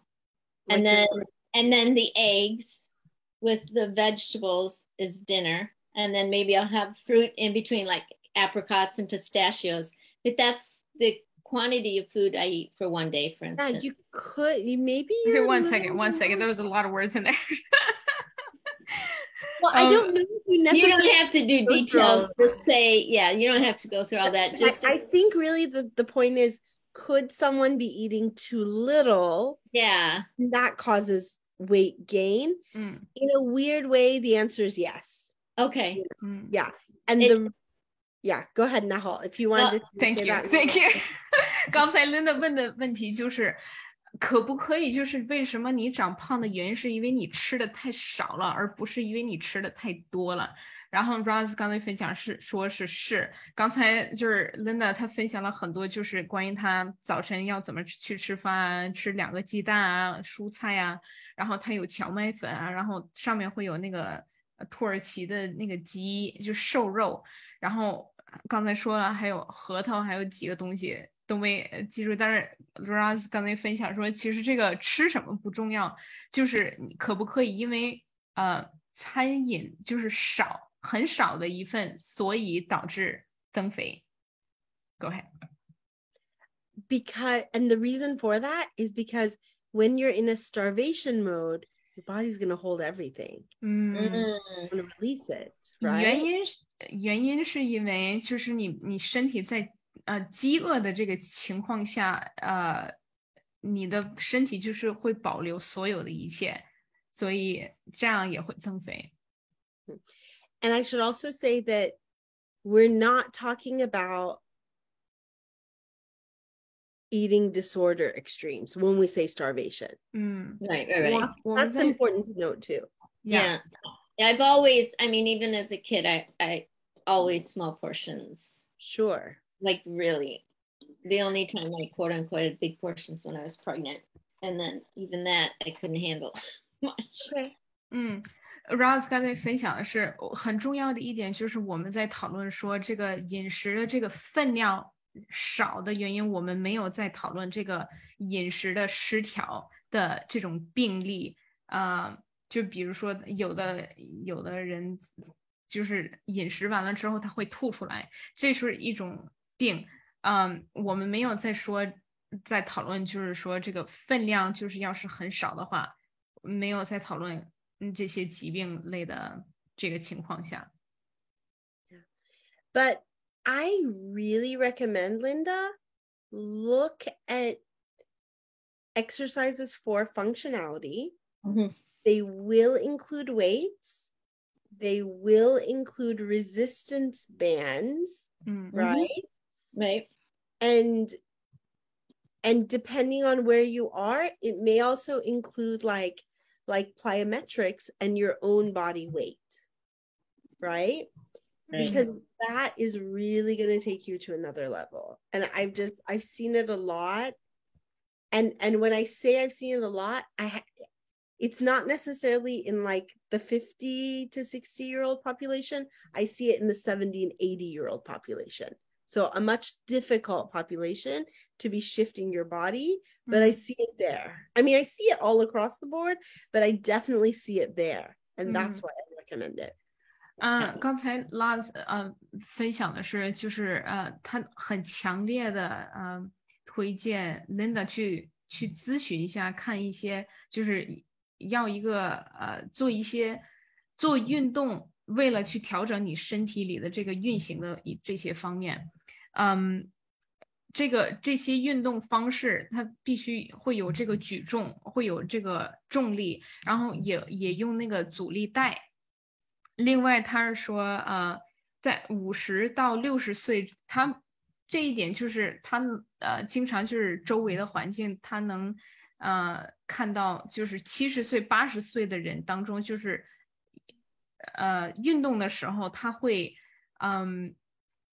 减很多肥，而且尤其是70到80岁左右很难去减肥，所以他其实还不是从这个50到60岁之间，就是更年期这个时间，即使你年纪更大，还是可以去做到这一点。所以利用运动来去调整你的这个体重而且是帮助运行是最重要的。What other thoughts, Linda? I feel like there's another question brewing. No? Well, yeah, I just the whole I think I understand the differences between the herbs and stuff, but like the celery cleanse, is there, I mean, I just started it a little over a month ago, and I started at 8 ounces and gradually worked up to 16, which is where I am. And I faithfully do it every morning before I do anything else. but I've also heard that potentially you should have water with lemon afterwards. Or before. What? Oh, really? Because I was told I should have an empty stomach for the celery stuff, but either way. Yeah, I mean, One second. Sorry.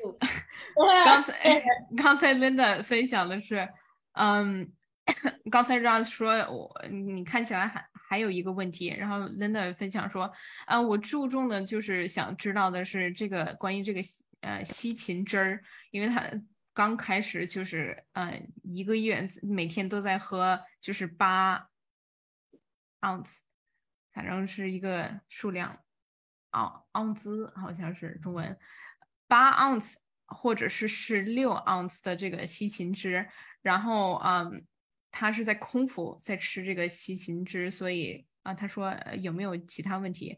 然后刚才 Ross 说，就是你之后可以喝之前或者之后可以喝那个水，然后带几点柠檬进去，然后可以是清肝的作用。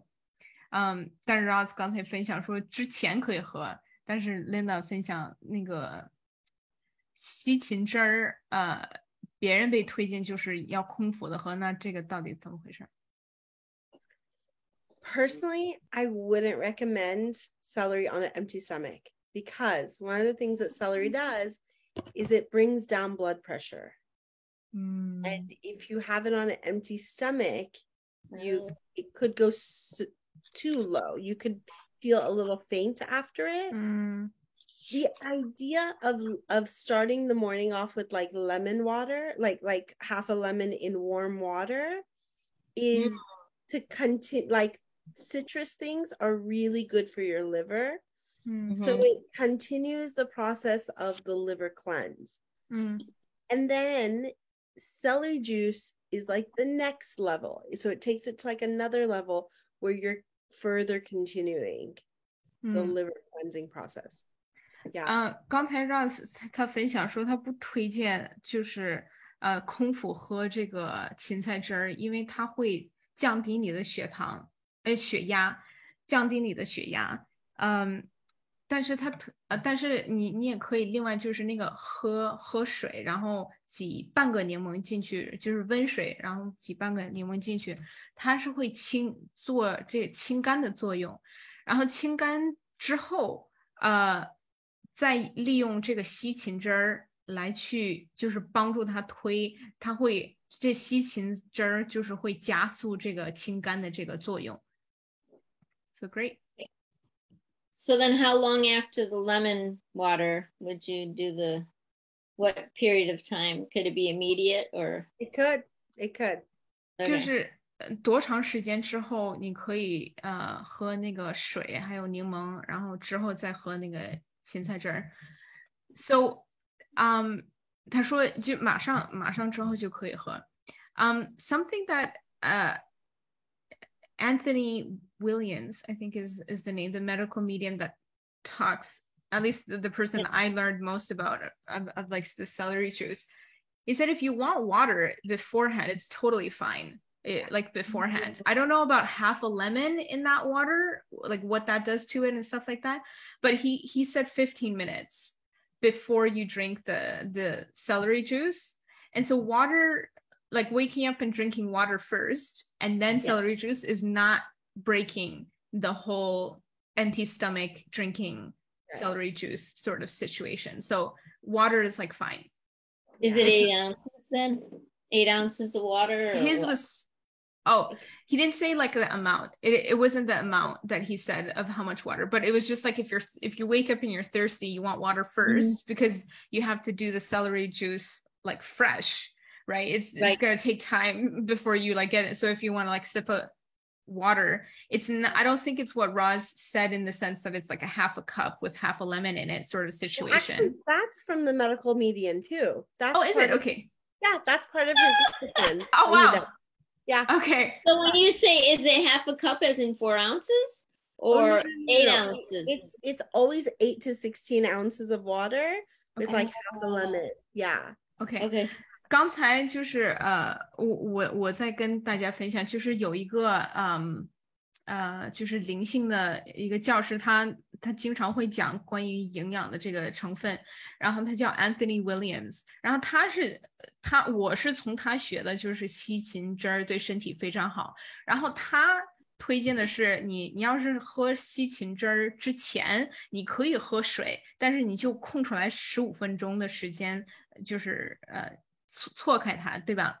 但是好像不是这个水，就是这个半个柠檬和水这样，像 Roz 分享的是，就是要清肝这个作用。然后 Roz 刚才分享，其实这个喝水和半个柠檬，也是从他那里学的，所以其实这个也是都是清肝的这个作用。所以你可以用水就是半个柠檬放到水里面，喝完了它，然后过15分钟。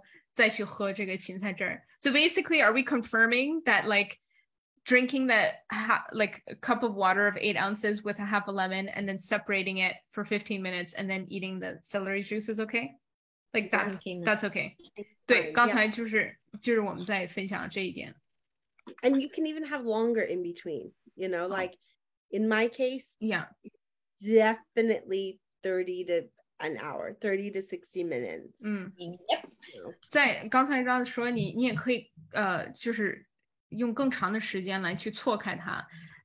在他的这个情况下，他推荐的是半个小时或者1个小时，就是错开它。Yeah, I would agree too. Like to leave more time between the two for sure. Yeah. Yeah. Well, once I drink that amount of water, I'm like waterlogged. Yeah. Well, I can't ingest anything else. It just tears my stomach up because there's nothing to digest. The digestive juices are gone. Yeah. Right. You just diluted them. That's true. Right. 刚才 Linda 在分享说，我喝那么多水，就是喝那个水的分量也是8盎司和16盎司的这个大概左右是这个这个这么多的。但是 Roz 刚才Linda 刚才分享说，我早晨喝那么多水的时候，我必须得错开它，不然就是肚子里面任何没有食物来去消化任何东西，所以很困难。Okay, it's like so long, and I'll have to get the answer from you, Roz, about the cholesterol in terms of lowering the cholesterol. What the best way to do that? Ways to do it. I would actually say, you know, look at your diet. Certain things you definitely want to cut out, right? But the other key is also to increasing physical activity, because cholesterol, we don't just look at is your cholesterol low and high. Right. We look at the ratio between the good and the bad cholesterol, right? And your good cholesterol can only be increased by physical activity. So by increasing that, you are actually helping your body and your heart. Okay. All right. Yeah, because I just want to pass that on to my mom. She's asking me about it. I think other people would also benefit from it as well. 刚才 Linda 在分享说，我还有一个问题，就是刚才 Linda 说的，我可能之后要问你这个关于胆固醇这个怎么降下来。然后Roz 分享，其实你最主要的是就是从饮食方面，就是有高胆固醇的食物就是要减下来，就是不要吃那么多了。但是刚才说，最重要的是还是这个运动。它会我们讲那个胆固醇的时候，并不是只讲胆固醇，而是有好的胆固醇，而且有那个不好的胆固醇。我不知道中文怎么说这两个，反正是有区别的。然后你做运动的时候，它会增高这个好的这个胆固醇，所以它会帮助你运行更好的这个整个胆固醇的这个身体里的这个系统，所以最重要的还是运动。So the most important is basically still exercise. Diet and exercise. Diet right? and both together. Yeah. 就是一起不管是饮食、运动两个一起可以做这点。And then with exercise, finding the exercise that is the most purposeful for what you're trying to do. 最重要的是，就是你在选的那个运动是最贴近于你为什么你的主要目标想达到什么。就是假如说你的目标是想减肥，那你做的运动就是必须得是有目的性的去减肥。对 Yeah. Okay. I just wanted to, like, the last thing I might just wanted to share, it was like, I just thought it was really interesting of the levels of progesterone and estrogen, like, throughout time. Like, I've never actually seen a chart like that of how it changes. So that was really amazing. But what at least in my mind, I just was like thinking symbolically. I don't know if you would like quite see it the same way, but like sometimes maybe you could see progesterone as like the masculine and like estrogen as like the feminine. And that during the period of time where fertility happens, like progesterone is like higher. Like I often talk to my clients about like the importance of having like the masculine and feminine energies and the equality between men and women, but it's so important to actually within a marriage to think about how the masculine role actually needs to be like take on some more weight during the fertility time, because the woman is in such a period where other things he needs to like kind of like step up. So in terms of equality of men and women, it's like not seen throughout life or different relationships in the same way. Like we talk about equality of men in between like a female and a boss, or like brother and sister, or woman and like daughter and father, or like husband and wife. And so just that observation of like progesterone being higher than the estrogen during the fertility phase, I was like, it's this, I felt like it was a little bit similar in the sense of like that masculine and feminine roles, like needing to be more than the other. But I don't know if you would agree. So let me just translate that. And then I'm going to say something. Okay, please. 刚才就是我们看那个图片的时候，就是关于孕激素还有雌激素的这个两个东西。我从来都没有见过，就是在一生当中它有的这个波动。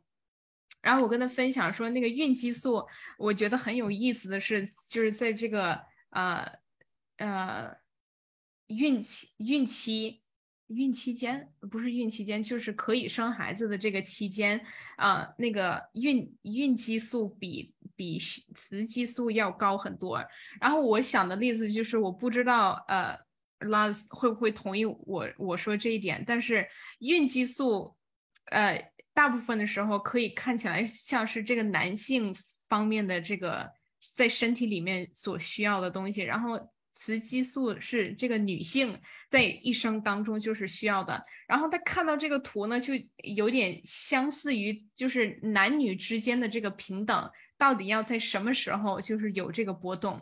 然后我经常会跟我的客户讲，男女平等这个概念在不同的时间不同的关系之间都会有不同的这个象征性或者表征或者展现。比如说就是父亲跟女儿之间，或者一个女性的工作人员跟男性的这个上司，或者兄弟姐妹之间的这个男女平等都是不同的。然后我经常会推荐，就是因为在要生孩子的这个期间，我经常会就是推荐我的女性的这个客户要找一个男人就是可以可靠的。因为为什么？因为在这个就像孕激素那个图里面，它其实要比这个雌激素要高，就是他们要承担的这个责任要更多。所以因为女性她需要哺乳喂养，需要做很多身体上的这些东西，所以我在问 Laz 他有没有就是看到就是这个图片上的这个不同的颠簸跟男女平等或者男性跟女性在一生之间的这个关系是不是差不多的。 Go for it. Okay, are you ready? Yes. All right. Okay. I don't think of it that way, and this is the reason why. Laz 说他不是这么认为，然后这个是为什么？ Women's bodies also produce testosterone. testosterone. I'm gonna have to look that up how to say that. Which is the male hormone. 他说为什么我不相信这个是因为 testosterone 这个我还真不会说，就是男性荷尔蒙的一种叫什么烷素，这个字我不懂，不会说 ，sorry， 同志们，是这样。I don't know if people will see it. I'm gonna show the Chinese characters because I can't read that one. Perfect. Okay. 他说为什么我不相信这一点，是因为女性当中她不仅有女性的这个雌激素，但是她也有这个身体里也有这个激素 Yeah. And then in the male body, when testosterone breaks down, one of its metabolites is estrogen. 就是在男性身体它也有这个男性荷尔蒙的这个激素，然后当这个激素就是消化的时候，就是metabolize. One second. Like the breakdown, when it breaks down into smaller particles. Maybe 就 that's 是代谢的时候，它其中的一个one way to think about it. 其中的一个激素就是雌激素。So it's estrogen. Okay. Yeah. And what do I want to say about it? So in a way, that unity that you're talking about, it already is there. 所以刚才就是你说的这个我刚才说的这个男女平等的这个团结，其实在每一个人的身体都有了。So you're basically saying that within a male that unity exists, and within a female that unity exists too. Yeah. 就是男女身体里面的激素都是有统一性的。So Yeah. physiologically, we are made to be in unity. Completely. 就是从一个身体的这个运行当中，男性和女性被创作就是为了团结，在他们各个身体的内部其实都有这个团结这个思想，但是我们被创作的原因也是为了一起来，也就是创作团结。Yeah. Also, our bodies are so incredibly efficient that if we think about all of what we talked about tonight, these are just supplements we're giving it for it to work a little bit better. Think of it that way. 就是这个身体它其实会运行的效率会非常高，所以the supplements like you meant for like any of these herbs that we talked about. Like everything we talked about, like everything we put into our body. Got it. Should just help support it. Got it. 就是今天我们讨论的任何一个就是草药啊，它只是在帮助身体更加的，就是增加它的这个效率，让它运行它本身本能的一些身体里运行的一些方法。这些草药只是来增加一下，辅助一下这个效率。Awesome. Well, this is definitely the longest day we had. I'm so happy because I definitely learned like a lot today. Like every slide you shared was like a new concept for me, and I'm sure that people who are going to watch the replay are going to enjoy this so incredibly much. Thank you so much for your time. Thank you so much for being on for so long and doing like almost equal amount of question and answer period to your lecture. 我非常想感谢辣子，就是来到我们好像是时间最长的一个峰会的一个开场，因为就相当于他讲了一个小时，然后他另外回答了大概1个小时的这个问题，所以非常感谢辣子他来跟我们一起分享。Thank you so much. Is there anything that you wanted to end with, or I don't know. Should end with? If there's anything else you wanted to say? I feel like this is good for people and let them know that you are available. Yes. Yes. not only in the United States where we are, but internationally as well. Absolutely. Yes. And that's actually come up as a question because I do have international clients as well. Okay. So 刚才Linda 提醒我，就是 Roz 其实他现在就是你要是想跟他聊天，就是你想订约他的时间，想跟他咨询的话，你可以就是打电话给他。然后刚才 there was actually a slide in the PowerPoint presentation of your oh no there wasn't. Oh goodness. I don't know, but I Maybe, just changed my name. I don't know if you're yeah. able to see that. How about you share with me your contact information of what other people can use, and I'll put that on the YouTube channel, and I'll put that in the comment section so that people can read it and find you and through there, like, or your website details. Basically, I'm gonna give it to you, and Roz is gonna give it to me. 我把信息什么的都会放在那个视频的这个下面评论下面，所以你怎么可以就是联系 Roz， 就是跟他咨询一下，要是想跟他问一下他一些关于营养食品的一些问题，欢迎他有从国外就是有的一些客户，所以很欢迎就是向他提问。Thank you so much for saying that, Linda, and reminding me. That's amazing. Oh, what else I wanted to say was that actually Roz has come into our membership portal and our podcast. So there's actually 2 other materials that we have, and we spoke about completely different things. One was like thyroid and like hormonal situation. What did we talk about in the membership portal? But in the podcast, we talked about like bone health, so many things. Like it's literally basically, if you want to see this again, you'll be able to see it again. So 我想跟大家分享的是，其实 Roz 他之前来过我们会员门户，他也来过我们的播客，然后在这个不同的这个时间内，他讲的东西跟我们就是非常不一样，就是讲的是关于甲状腺的营养，还有关于骨头营养，这些讲了很多事情，所以你们要是想再次的就是去欣赏像这样精彩的一个演讲，你可以在那里就是在会员门户还有在那个播客当中分享。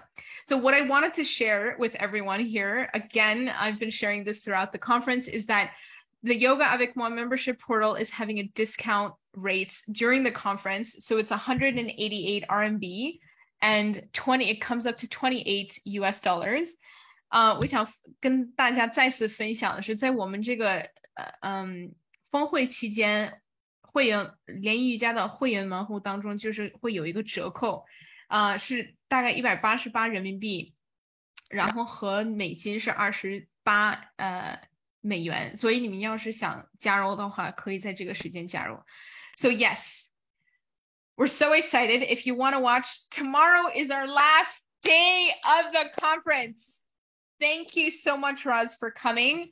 Please do join us if you can for tomorrow. It would be great to have you. And well, yeah. You also early have for to you. see no, she's 5:30 in the morning. Oh my goodness. I get up. Yeah, oh my gosh. Yeah, this is my normal awake. It's 1:20 in the morning by me right now. Oh my gosh. We're all in different time zones. Yes. Yeah. So when they're there at 7:30, or it's 8:30. That's right. 5:30 in the morning. By you, it's 8:30. Or it's 7:30 by me, which you can catch the replay on YouTube. Catch the replay on YouTube. Yes. Definitely. All right. Thank you everyone so much. And we will end our session here, and we will see you, Maria, in tomorrow's. Yes. Thank you so much, Maria.